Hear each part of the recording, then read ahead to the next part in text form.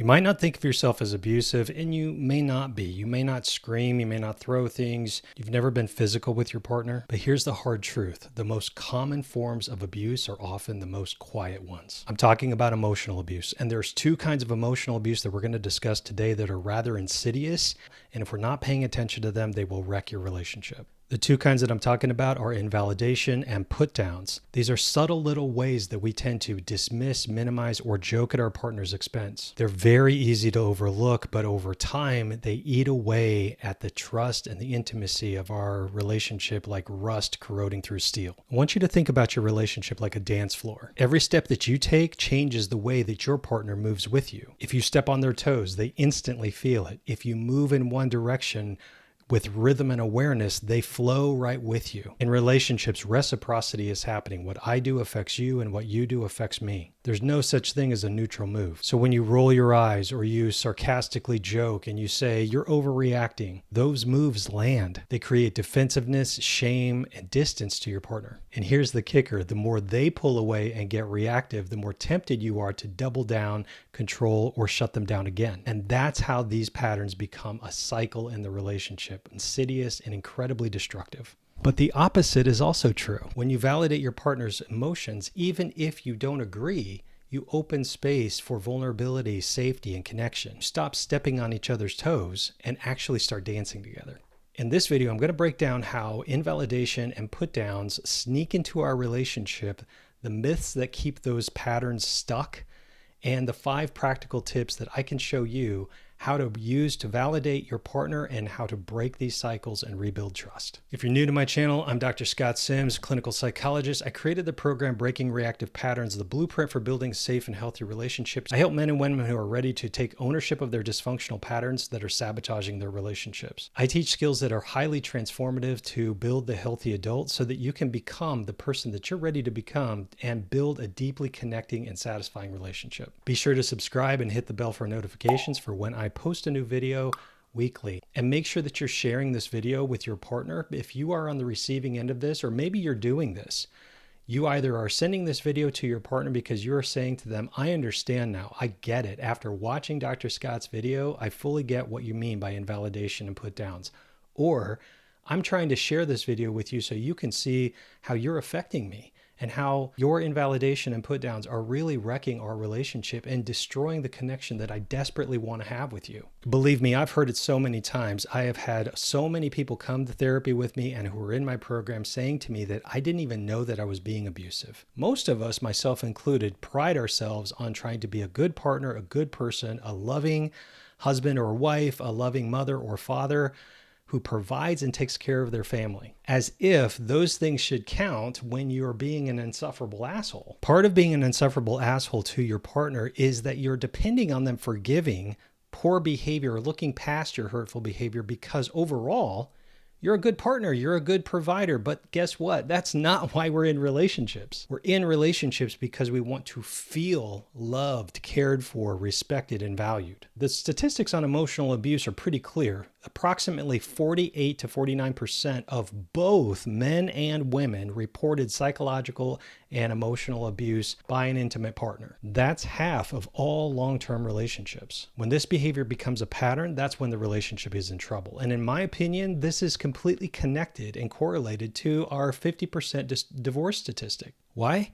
Because emotional abuse causes and builds resentment and contempt for one another in the relationship if it goes on too long. When this happens and there's not enough repair happening inside of the relationship, or that the person just simply dismisses it or just keeps doubling down on their own poor behavior, then we lose those loving feelings for our partner and we want something better, even if that means being alone. And I don't want that to happen to you or your relationship. The thing is that emotional abuse lots of times just flies right underneath everybody's radar. But here are some telltale signs of it in your relationship. Arguments seem to have escalated over time. Emotional intimacy is broken down. Maybe there's been an ultimatum or the relationship feels like it's on the brink of collapse. Your partner keeps talking about the way you talk to her or how you treat her. But here's the thing. Deep down, you know she's right. You want to change, but you feel stuck. Your partner seems to focus on your behavior and you seem to focus on hers. Almost like there's a stalemate in the relationship that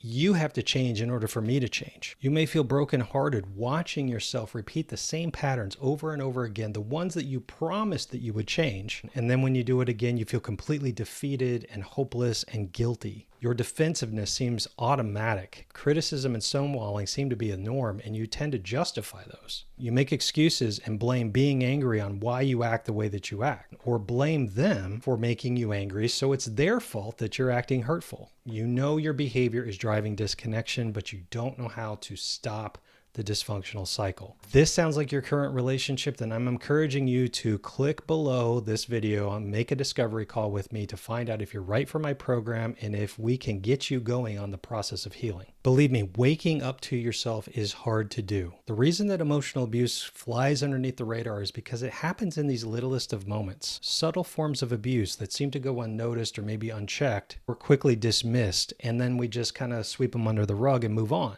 But those little moments are like the relationship dying a death of 1,000 cuts. When we wake up to this is a place where a lot of people in my program start to just understand how dysfunctional their patterns are and how those patterns are sabotaging their relationship without them even fully realizing it. The first pattern that we're going to talk about is invalidation. Most of the time people chalk this up to just being defensive.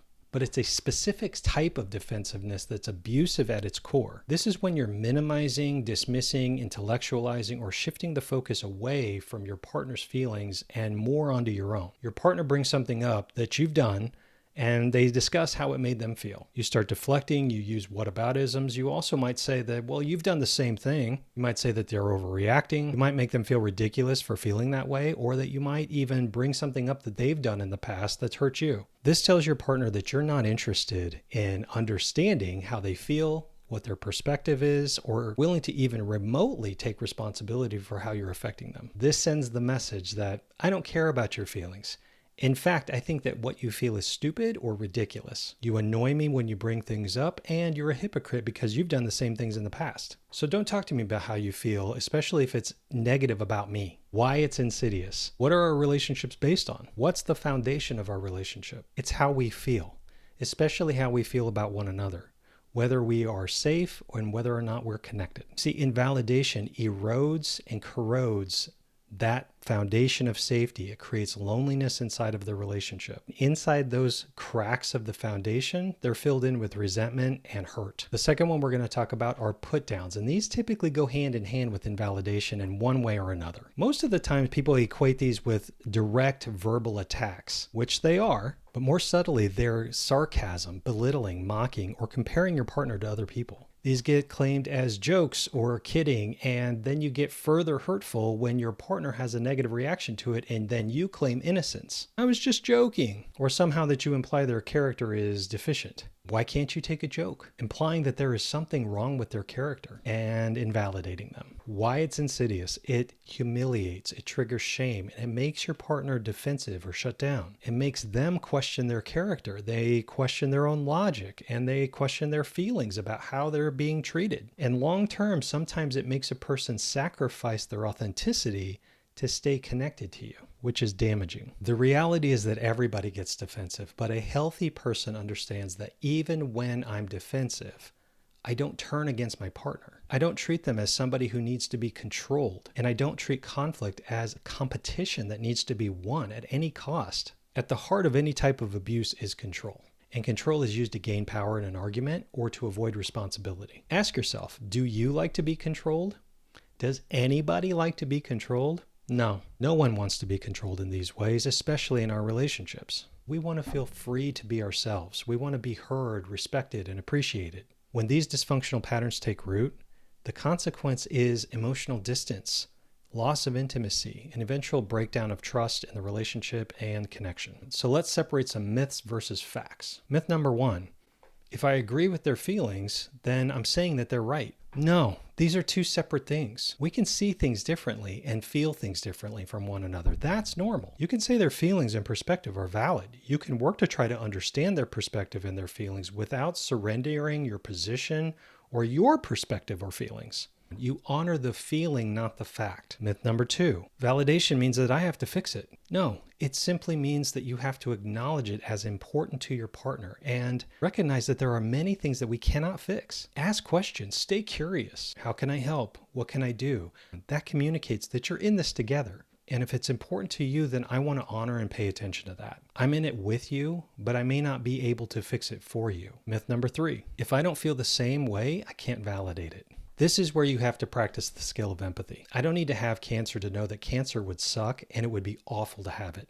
We can imagine how things might feel, or we can imagine a different perspective from ourselves, and then we put ourselves in that person's shoes and tune into that feeling. When you refuse to do this, it's lazy and you're cutting yourself off from your partner. Myth number 4, validation encourages weakness or overreaction. Actually, it encourages connection and attunement. Again, we're not trying to win in our relationship or dominate. We're trying to connect to the person that we love, and that requires us to be vulnerable. Myth number 5, my partner already knows I care. I don't need to say it. Really? A relationship is like a garden. It needs daily attention if it's going to grow or produce anything worthwhile. Communicating how you feel in words and actions is how we stay connected. When we stop communicating, we cut ourselves off from what a relationship needs. That's like trying to grow a garden without watering it. So here are 5 ways to validate authentically. Number 1, slow down before you react. Now I know, believe me, I know that's easy to say. And there's a whole lot more to this that is underlying your reactivity, but these are some really easy ways to try to start to practice this. Notice your defensiveness, take a pause, breathe, connect to the fact that the person that you're talking to is your partner, the person that you love the most. Number 2, name the emotion you hear. This is called learning to listen with your third ear. You have to listen to how he or she feels behind the message. I hear you're feeling hurt and angry or lonely. Number 3, reflect the meaning, not just the words. It sounds like you felt dismissed when I didn't respond, rather than, why do you overreact if I don't text you immediately? Number 4, differentiate between understanding and agreement. Validation does not equal agreement. It's about honoring a person's perspective and their feelings. Number 5, add empathy and curiosity. Ask open-ended questions. Can you help me understand what this brought up in you? Or what does this remind you of? If your partner feels unseen or small, no amount of problem solving is going to repair the relationship. Learning validation isn't about coddling. It's about creating an emotional safe space for you and the love of your life so that you can have conversations and you can build a relationship that's connected. These skills need to be learned and practiced. If you've never learned these, it's not too late. If this sounds like you and you're looking to transform yourself, you're in the right spot. Make a discovery call with me today. The links are below. Don't wait. Nearly every single one of my students has said, I wish I would have learned this 20 years ago. They say that because it could have helped them avoid the struggle and hurt and pain that they've caused inside of their relationship and having to completely repair and try to undo years of damage that's been done. Don't let that happen to you or your relationship. Schedule a discovery call today. The link is below. Make sure you also subscribe and share this video with anyone that you feel like needs to hear it. And as always, thank you so much for watching.